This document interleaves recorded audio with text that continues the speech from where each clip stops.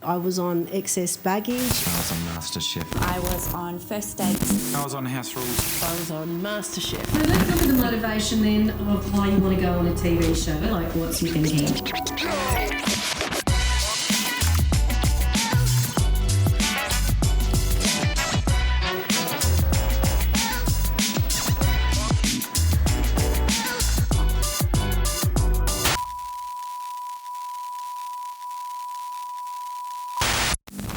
Day one shooting. Was exhausting. And we probably had to do 6 walkouts to the car because we didn't know how to walk out to a car on camera at this point. We were in limbo for such a long time, just having a holiday Hanging in Sydney. hanging out in Sydney's hotels, you know. It was, up at the crack of dawn. From day one, you did not know where you were going, what you were doing, what challenges you were doing. You were hopping on a bus and you were taken to a destination. Getting shoved into a little green room, which was corner of a car park in Redfern in Sydney. When we arrived at the first house, we weren't told that this was the first house. We weren't told that it was day one of the competition. We sat in the bus for ages. We're like, can we just get off the bus? They had us all lined up out the front of the house. Cameras were there. Still didn't really know what was happening. It just started.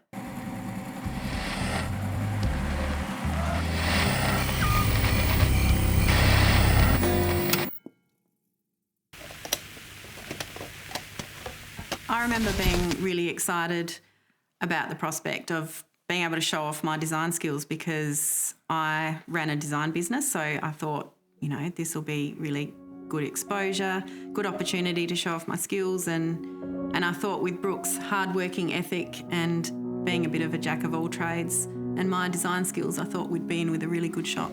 She was the brains, I was the brawns. The producer came to our house and said, you're on the show.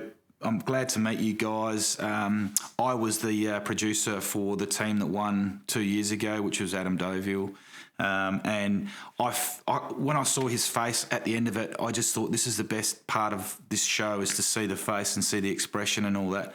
And at that stage, I thought this guy's really cool. I thought he was really, really nice and really endearing and obviously very thoughtful. But he really sold it to us that we were going to have a wow of a time and we were going to win, basically. And I thought, well, with him doing it, we can't lose. But he also went on to say, if you tell anyone that you're on House Rules, we've got replacements and... They're ready to go. They're ready to go. Yeah. So we were really scared about people finding out. So basically, he'd bullied us into a corner to say, well, you're on the show, you're here, but if you tell anyone, you're off. So it was sort of a bit of a catch-22 in a sense. So we couldn't tell anyone, and then we were wondering whether we could talk to each other about it, So.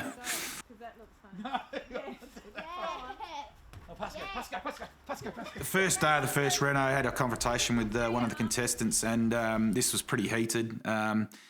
And he basically got everyone offside, not only me, because we were basically sticking up for what we believed was right for the house. We were doing everything right for the people that own the house. Having him this far away from your face, just going hammer and tongs at you, saying, you got no fucking idea. And he was telling, Michelle that she's got no idea either. It was really confronting. No one stepped in from around the show to say, hey, hang on, guys, they wanted it to happen more. So this went on and it really affected me right from the day dot. I remember distinctly a producer running around the corner saying, we knew he'd be argumentative, but this is gold. And no one knew about this, but I ripped off my microphone and went up around the corner and actually was having lunch by myself and crying. That early? Yep. Were you? It was definitely a feeling of the crew versus the contestants. And at all times, we felt like the contestants. No one really treated us like humans. You do become paranoid. You know that everyone's listening at all times. You just question that they're steering you in a certain direction and they make you feel as though they're helping you, but then you realise that they were setting you up to fail or to look like an idiot. You have no idea that interviews are going to take 2 to 3 hours and that you'll be interviewed in your hotel room till 11 o'clock. You had no idea that you can't talk to the other contestants, that you'll be told off like a reception student if you're seen walking near a furniture store on a Sunday, or, you know, they're just always watching you, they're tracking your phones. You don't realise how much you're being controlled and manipulated. And one of the producers came up to us, had nothing to do with our zone, but he said, "Oh, would you guys be able to, you know, show your strength and push this over, you know, just so we can get it on camera?" Yeah, it was really worded to us, "You guys are strong, come on, come and show us how strong you are, push over this brick pillar." Brick pillar, and lo and behold, we pushed it over and it put a huge big crack in the concrete. And that caused all sorts of dramas, because then the builder came in and said, "Oh, whew, well, I see that big crack. And, oh, we can't do this. We can't renovate with this here." The producer at the time, we said, "Well, we had nothing to do with it. Why is this our problem? You made us. You forced us." And he went off his absolute rocker at us and said, "You fucking own your decisions that you make on this show. This is your fault." And I'm just thinking, why? Why us? What was it? Why was it our problem? And I remember this producer yelling in my face, this far away from me, and so abusive that I was shaking and I was ready to lose the plot, wasn't I? Yeah. I mean, another incident from that renovation is I'm trying to weld up these struts to hold up a couple of boards in the laundry. I couldn't even get a spot of weld on because I've got a camera crew this far from my face. Then I've got a producer on the other side asking questions, or, "Do you know what you're doing, Brooke? Are you sure you know how to weld?" And in the end, I just chucked everything up. I said, "How about you fucking get someone else in here to weld this, because I don't want this. This is shit." We learnt pretty quickly that you couldn't really stand up for yourself. You just couldn't basically say what you wanted to say, because you were reminded of the fact that you're in a competition, that you're getting your house done, so be grateful. When you did question anything, you were just snapped back at and made to feel pretty bad for bringing it up. But it's almost like they wanted you to stuff up. They wanted you to do a bad job because it was more dramatic and it was a better story. So you would think that seeing Brooke not coping and knowing that he'd seen a counsellor, you would think that perhaps there might be a little bit of, leeway. What can we do to help you finish this reno? What do you need? But it was more like, right. Let's just screw him into the ground a little bit more. I knew what was about to happen. I knew that producers were about to ask me curly questions to see my reaction and my answers. And before they'd even bring the questions out, I was crying. It was sad. Michelle's looking at me going, "What the hell? Why? They haven't even said anything and you're crying." And I'd just turn my back and I'd get up and walk away, and, you know, it was horrendous.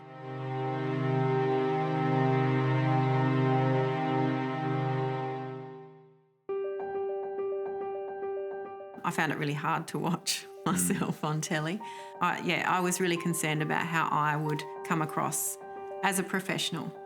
I think it affected my business because I had really good momentum before the show, and then you have to shut down your online presence. You can't work while you're on the show, so you've got to shut down social media. And basically, people didn't hear from me for 18 months. Obviously, sales stopped, and I found it really hard to pick it up again because I'd lost my self-confidence. I questioned every decision I was making, and I started painting things and hating everything I was painting and just thinking I was doing a terrible job. I think that probably took me at least 2 years to get that confidence back a little bit, but I definitely lost my focus. It was 6 months before when we stopped filming to when it came onto TV. Well, I was a bit of a recluse for a while, wasn't I? And then I slowly started readapting myself back to where I fitted in within my friendship group and all that sort of stuff, and trying to, re-educate myself on, where families were at and where I sat and all that. And I still felt as though I didn't have anything good to say. That was just basically what the show did to me. I didn't feel as though I had a worth, really. Oh, mentally I was done. And have I returned to normal? No.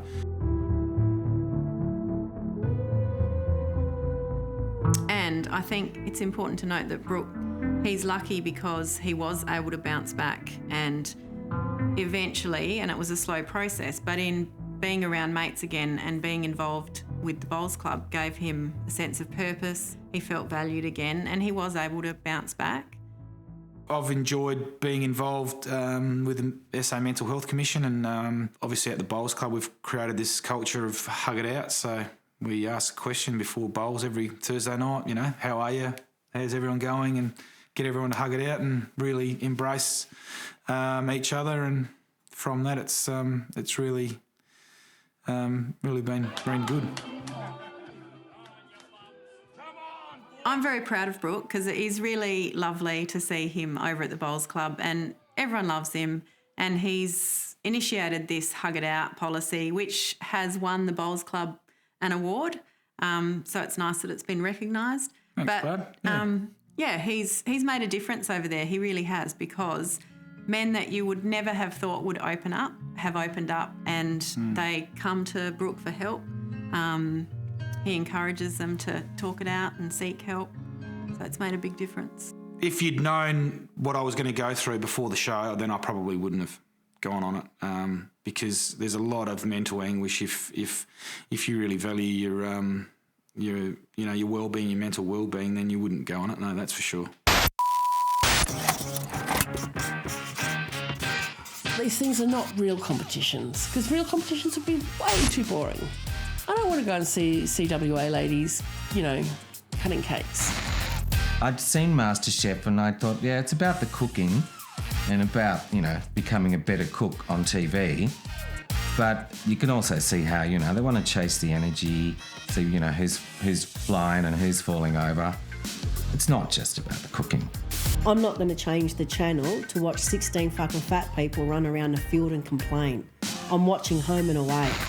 We've all seen the interview on MasterChef. I'm disappointed, but I'm so happy to have had the experience, and I feel like I've learned so much and I've grown so much.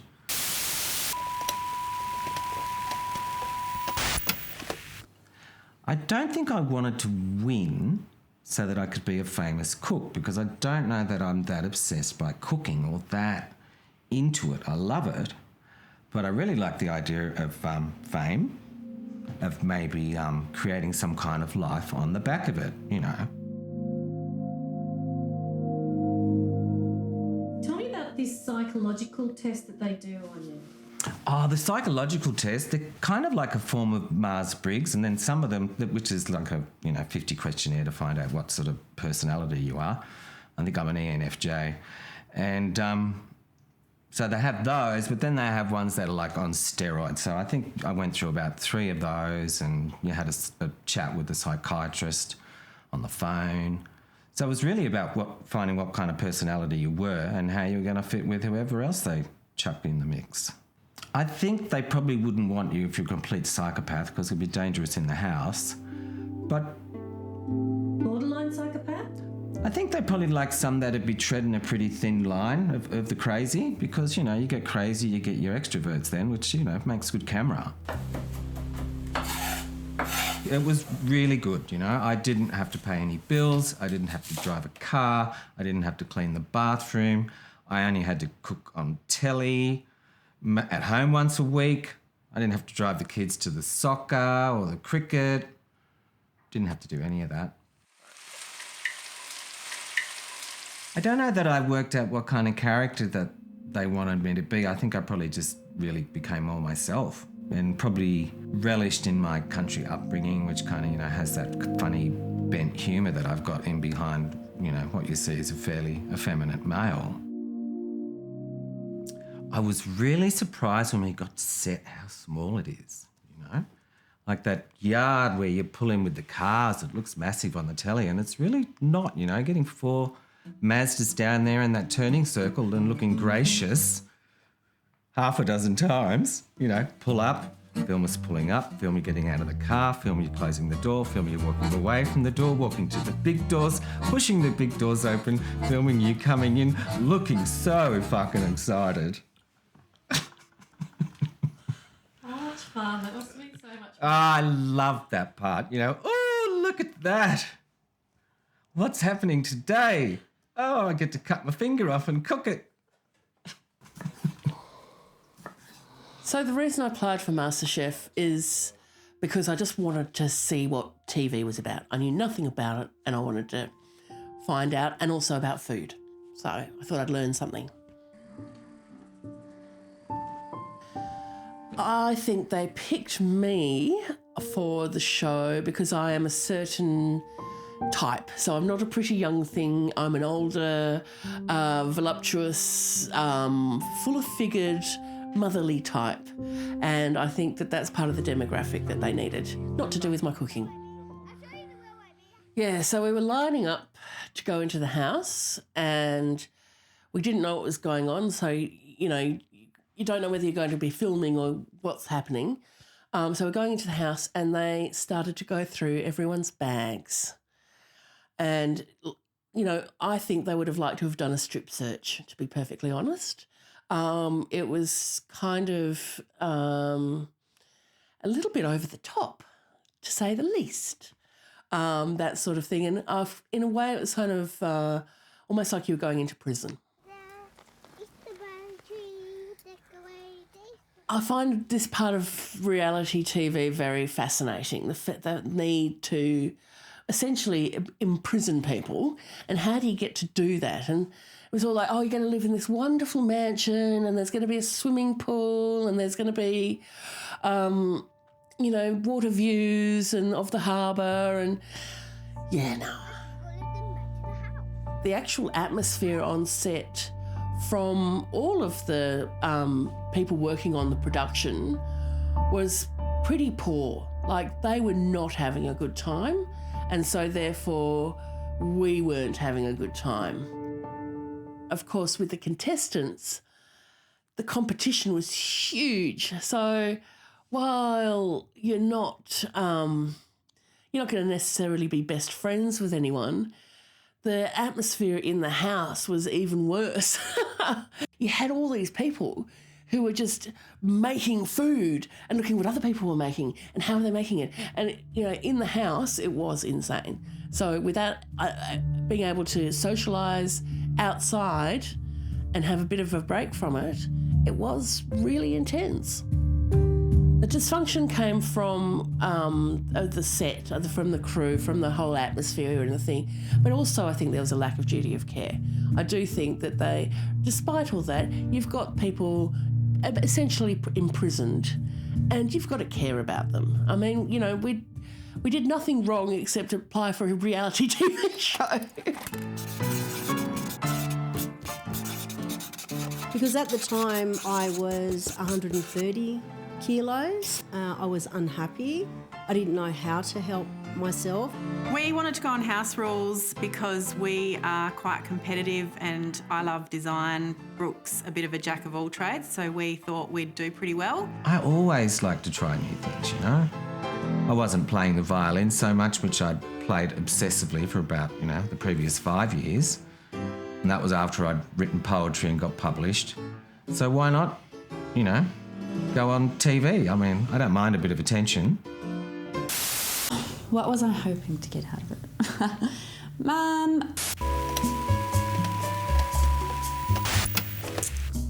Honestly, I didn't think I'd get a boyfriend, but maybe just to have a bit of a time slot on some TV. I've always thought I've loved to be on TV or being in front of the camera. And just, for an experience just to be behind the scenes of how all these dating shows do work, and maybe get a little bit of a profile if I was lucky to.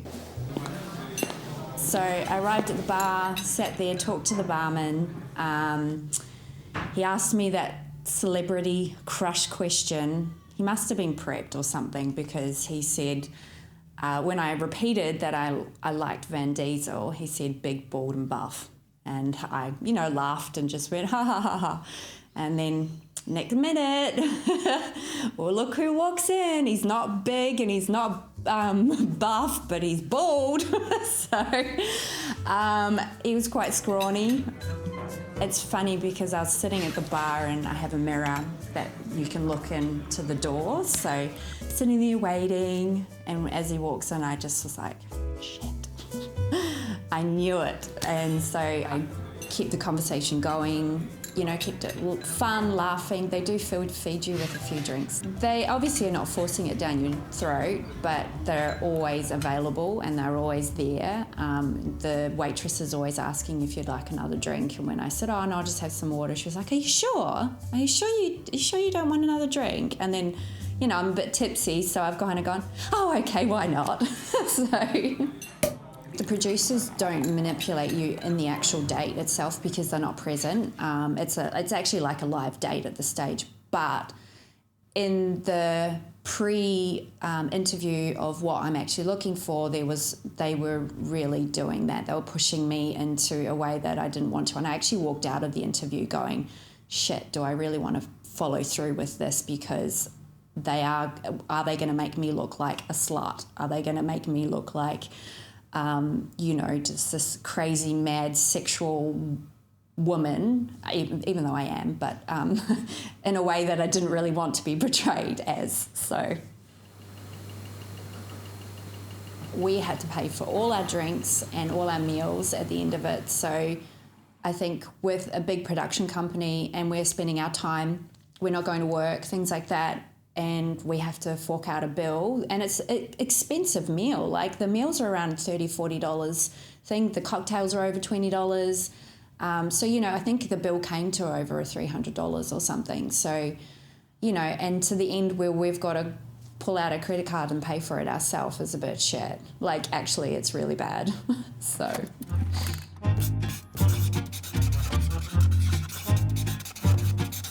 So the restrictions we had, so no booze, no drugs, obviously. They said that there was a app on the phone that they were tracking every phone from where it went. So, we sort of worked our way around that.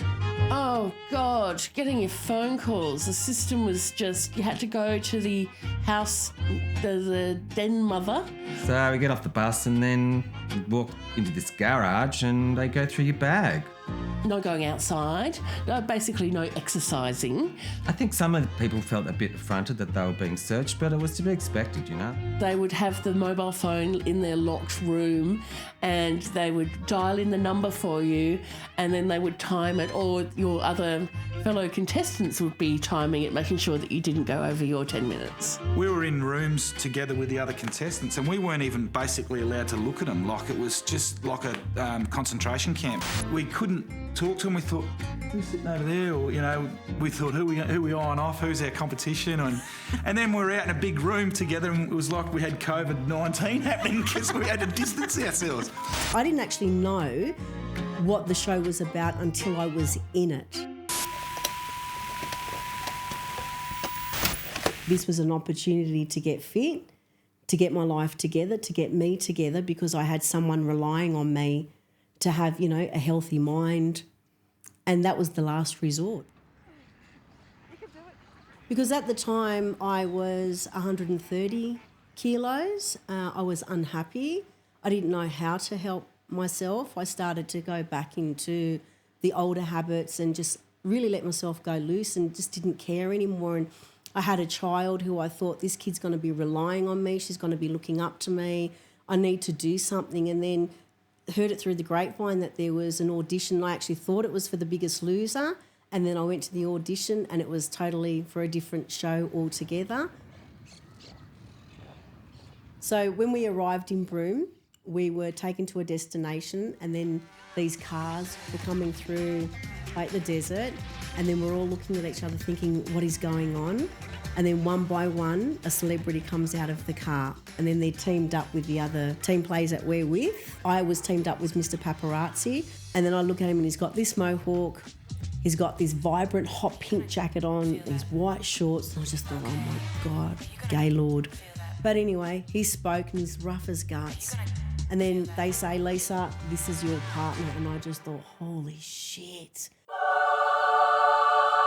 Day one of shooting, Darren and I were at each other's throats. He knew exactly how to treat me, and I think it made television for them because he was humiliating me in front of people. So for them, it was a bonus that he was treating me in that manner because they were getting a reaction. There were times in the show that I did want to quit because I couldn't handle the way I was getting spoken to, couldn't handle the way that he was humiliating me. I mean, don't forget, I'd been putting up with this from the age of 9. And here I am in my 40s and I'm still putting up with it. He crushed me at a certain point where I thought, I need to get out. I want to just get out of the show. I don't want to do it anymore. I don't need to be here anymore. I'm not getting anything out of it. But then I thought that if I did that, it was more reason for people on the outside to say, you know what, you're quitting again. You're doing what you always do, Lace. You're quitting. And I didn't want that to happen. I wanted to follow it through. You were really on your own and you just had to wing whatever was happening on the day. I mean, people were friendly to you and there was crew to make sure that you were okay, but you can say you're okay to anyone. But then when you're back in your hotel room and you're on your own, you're not okay. Not everyone's checking in on everyone and not everyone's asking, are they okay or are you okay? Are you coping with the show? Is there anything that you want to talk about? Do you need to talk to the psychologist about anything? Are you coping? There was none of that. There wasn't really a certain person that you could have one-to-one. It was the team and the crew on one side and then us on the other side. And that's just how it was.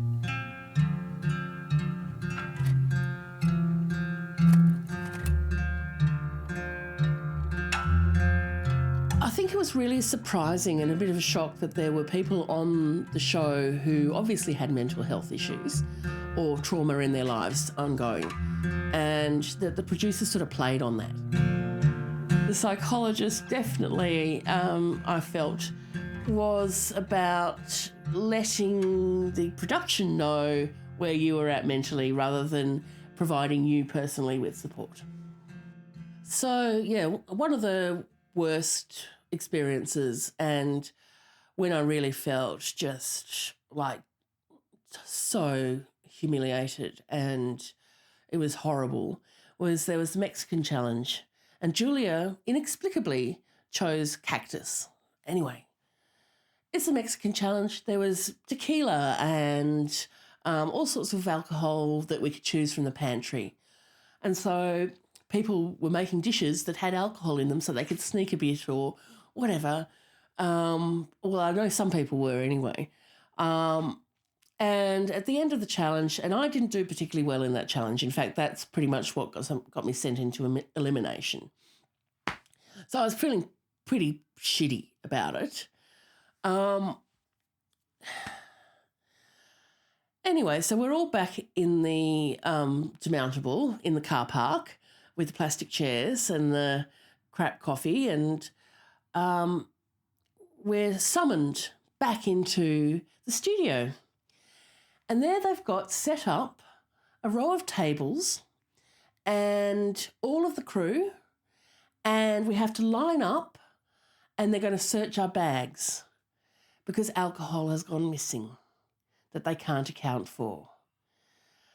Now, the worst thing was I had a little one-shot thing of tequila that I had left over on my bench when I was cleaning up, and I put it in my pocket. And then I was thinking, oh, whatever, and I didn't really think about it, to be honest. And I found it and plonked it there, everyone to see. Kath stole some, it wasn't even, I was so upset. Just you know, I think some of the boys must have drunk an entire bottle of tequila because, you know, where was it? But yeah, they were looking, they searched the demountables, they searched it, but I think I was the only person who had, I think so, who was stupid enough to actually not consider that they might do such a terrible thing.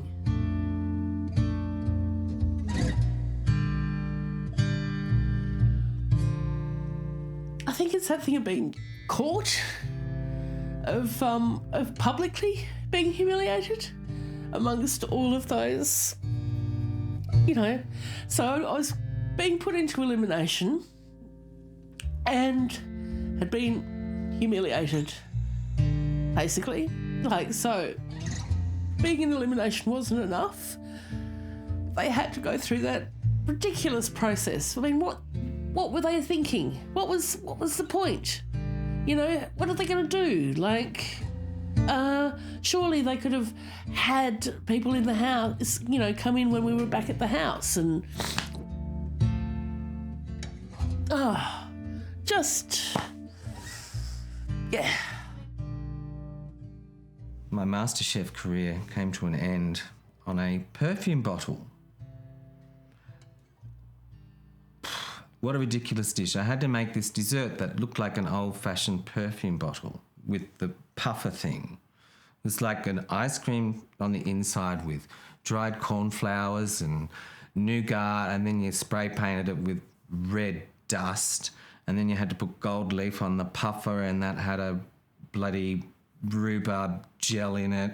It was like the most ridiculous dish, and it was... Oh, and then it had these stand-up isomalt flames behind it. Oh, look, you know, in that dish, my tempered chocolate wasn't quite tempered right. And that's what I got kicked out on. Oh, and not enough dehydrated cornflowers in my hazelnut praline parfait.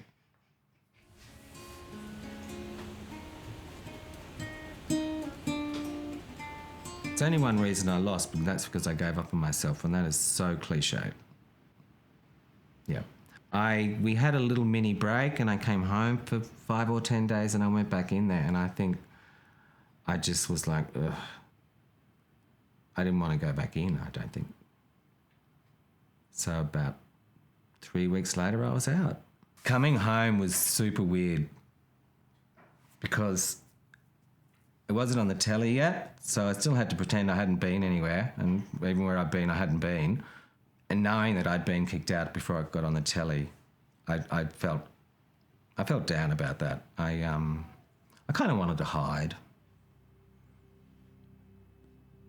and I really didn't want to talk about it. So I came home, and you know there was that weird limbo time, and then it got on telly, and I could actually start to talk about it. So it was, you know, it was pretty exciting, but then it just got invasive. Everybody wanted to talk about it all the time, you know. Every time you're cutting somebody's hair, they all want to talk about it. And in the end, I just got sick of it. I was just like, I've had enough attention. And, you know, then my mum died, and then we moved house down to another village in the mountains, and that was really in a quiet spot. So I became quite introverted. And I'd always thought I was an extrovert, but I really didn't want any attention, and I didn't want to make a big show of myself. So I just kind of started working from home with my hairdressing and played in the garden. And yeah, and went inwards. And then, you know, drank too much. Didn't get along with my stepson. And eventually, you know, my marriage broke up.